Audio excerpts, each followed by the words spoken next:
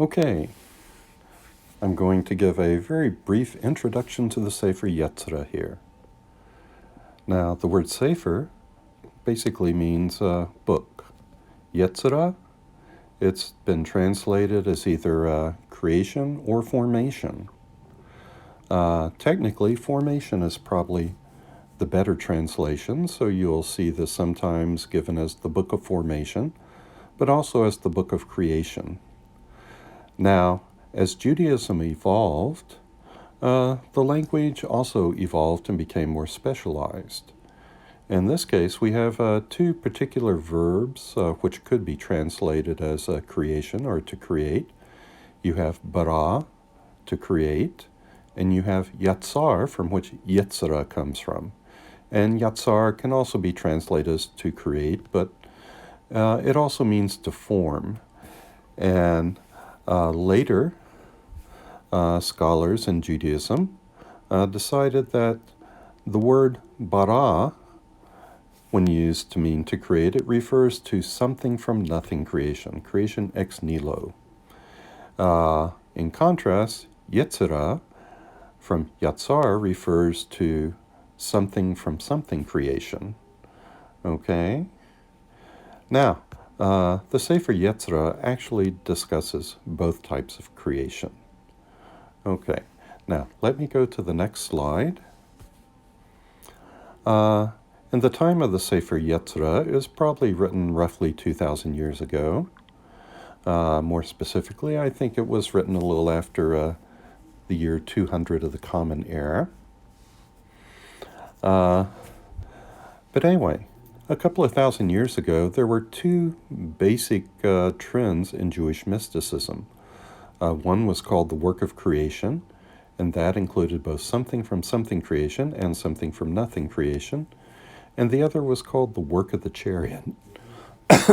And it's generally felt that that refers to meditation, journeys that you take while meditating. So your mind here is essentially the chariot that takes your awareness to where you want to go.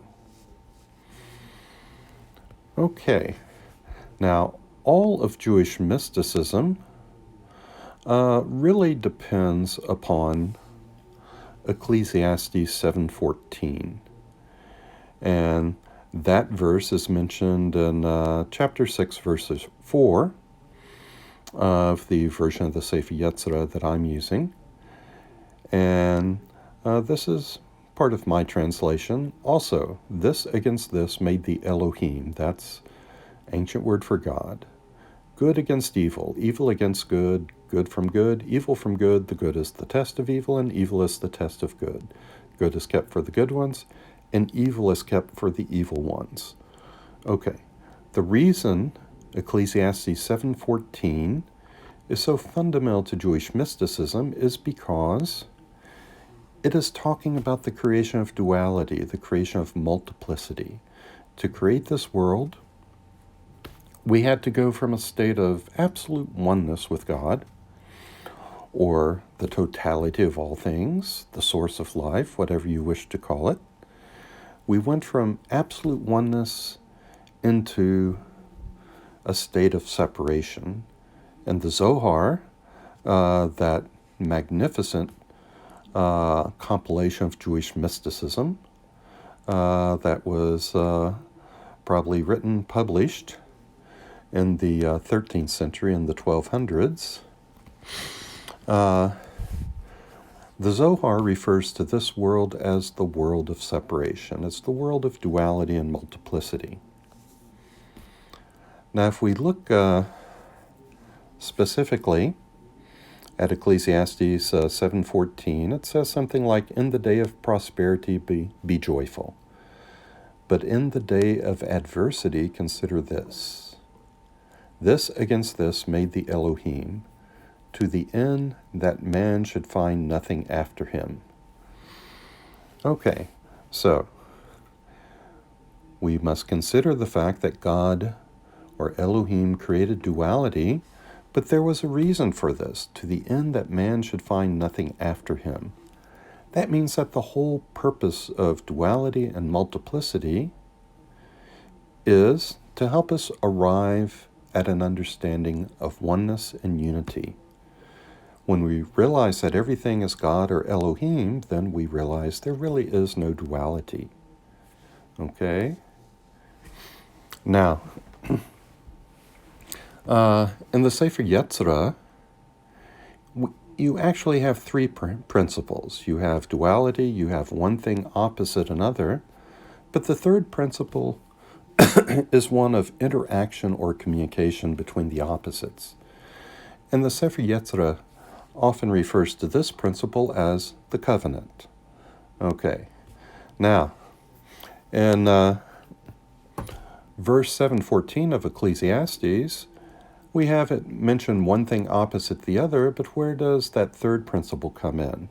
Well, that can be garnered from Genesis 1:6, where it says, "And God said, let there be a firmament in the midst of the waters, and let divide waters from waters." In the Zohar, it elaborates on this. It says the firmament mentioned here is the midst of the waters. It rests upon other hayot, living creatures. That is a term that appears in the first chapter of Ezekiel, where in his vision he sees these four living creatures. Okay, so continuing. Separating the upper from the lower waters. The lower waters called to the upper and drink them in through the medium of this firmament, because all the upper waters are collected in it. And it then transmits them to these hayot, and so they draw them from there. So the firmament is the communication principle. It's the interaction principle that allows interaction between the upper waters and the lower waters. Now, there's something really important to notice from this verse from Genesis when it talks about dividing the waters from waters. Well, the bottom line is it's all still water. It's all still oneness, the same thing. And that is also going to be an important message of the Sefer Yetzirah, and we find that reiterated in the Zohar, where it says, "We have been taught that all this differentiation of the divine personality is from our side and relative to our knowledge, and that above all is one. All is set in one balance, unvarying and eternal. As is written, I, the Lord, change not." Malachi 3:6. Okay, that's from the Zohar. And this is the perspective of the Sefer Yetzirah and of Jewish mysticism, that the real reality is oneness. Separation, the world of separation, it's actually an illusion. And we have hints all over the place that it's an illusion. But according to the Sefer Yetzirah and Jewish mysticism, it is our minds that create this reality. It is our minds that create all the separation between things.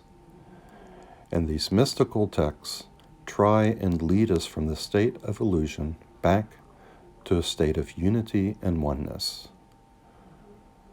Okay, well, that is it for now. So this is my first lesson in the Sefer Yetzirah, and others will soon follow. So check you later.